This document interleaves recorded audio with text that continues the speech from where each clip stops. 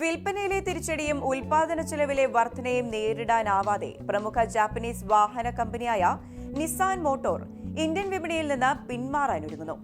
ഇന്ത്യയിലെ വാഹന നിർമ്മാണം നിസാൻ അവസാനിപ്പിച്ചേക്കുമെന്ന് ജാപ്പനീസ് മാധ്യമങ്ങളാണ് കഴിഞ്ഞ ദിവസം റിപ്പോർട്ട് നൽകിയത്. എന്നാൽ കമ്പനി ഇക്കാര്യം സ്ഥിരീകരിച്ചിട്ടില്ല.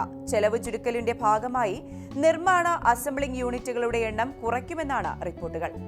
Renault Nissan Automotive India private ലിമിറ്റഡിലെ ശേഷിക്കുന്ന 51% ഓഹരികൾ വാങ്ങുമെന്ന് ഏപ്രിലിൽ റെനോ പ്രഖ്യാപിച്ചിരുന്നു. നിലവിൽ നിസാനാണ് കമ്പനിയിൽ ഭൂരിപക്ഷ ഓഹരി പങ്കാളിത്തം. 51% ഓഹരികൾ വാങ്ങുന്നതോടെ നിർമ്മാണ യൂണിറ്റിന്റെ പൂർണ്ണ ഉടമസ്ഥാവകാശം റെനോയ്ക്ക് ലഭിക്കും. ഇന്ത്യയിൽ നിസാന്റെ വാഹന ഉൽപാദനം ഇപ്പോൾ കുറയുകയാണ്. തമിഴ്നാട്ടിലെ നിർമ്മാണ യൂണിറ്റിൽ നിസാൻ മാഗ്നൈറ്റ് മാത്രമാണ് നിലവിൽ നിർമ്മിക്കുന്നത്.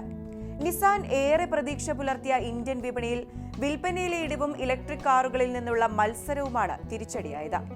ഇന്ത്യൻ വിപണിക്കായി ഒരു കോമ്പാക്ട് SUVയും ഒരു 7 സീറ്റർ MPVയും ഒരു ഇലക്ട്രിക് SUVയും നിർമ്മിക്കുമെന്ന റിപ്പോർട്ടുകളും പുറത്തുവന്നിരുന്നു.